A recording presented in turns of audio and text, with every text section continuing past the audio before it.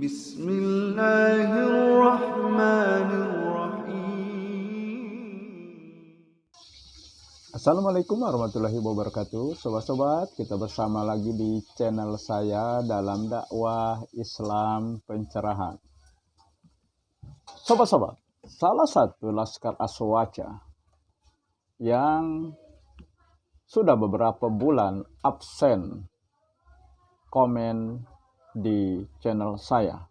Padahal sebelumnya dia sangat aktif dan produktif merespon dan mengkanter konten-konten video saya.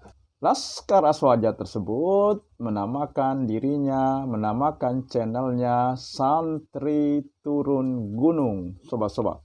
Beberapa bulan dia absen, tidak komen, mungkin dia naik gunung kembali, sobat-sobat, untuk kembali memperdalam ilmunya mengenai agama ini.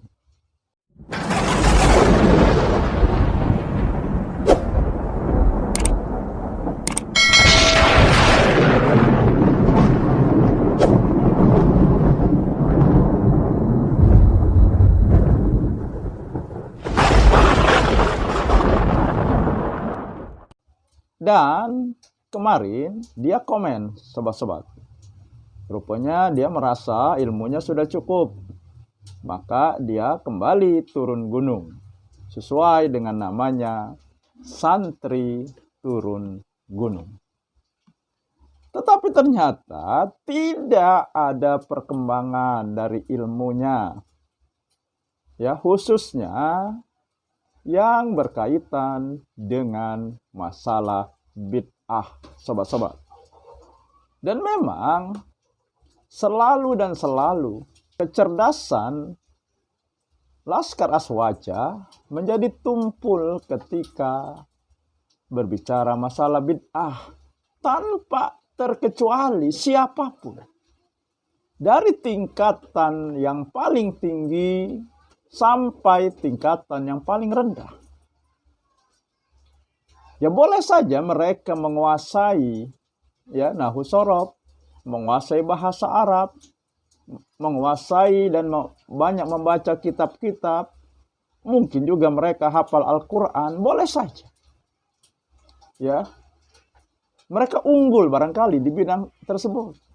Akan tetapi sobat-sobat, di masalah bid'ah mereka tidak pernah unggul.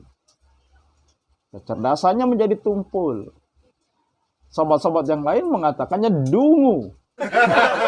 Sobat-sobat. Nah sama. Ya apalagi sekelas Santri Turun Gunung ini. Yang tingkatannya, keilmuannya di atas dia saja. Menjadi tumpul kecerdasannya. Dan pemahamannya menjadi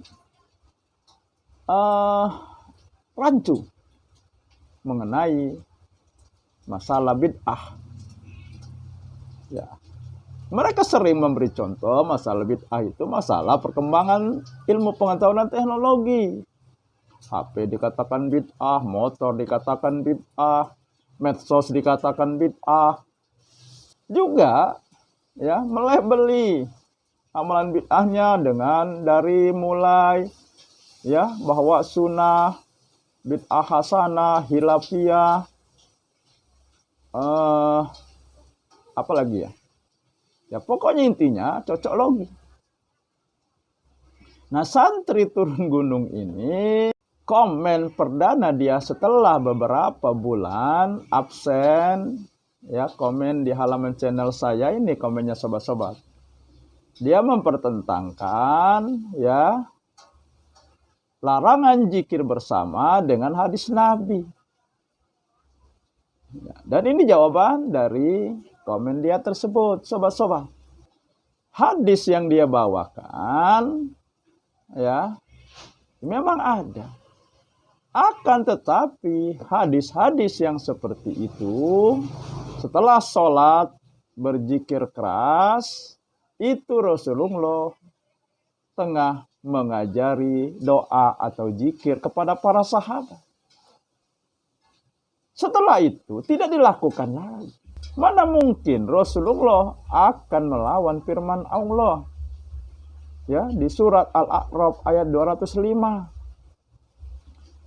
Yang ya memerintahkan berzikir di dalam hati dengan suara rendah, tidak mengeraskan suara. Nah, ya tidak mungkin. Nah, jadi ya para aswaja KW dan khususnya santri turun gunung, ya lebih baik naik gunung lagi lah, pelajari lagi tentang bid'ah. Akan tetapi kalau belajarnya masih di tempat yang sama, di kelompok yang sama, ya hasilnya akan sama. Tidak akan memberikan dia pengertian yang sungguhnya mengenai bid'ah. Kalau mau memahami masalah bid'ah, maka jangan cuma mengaji di kelompok aswaja KW saja.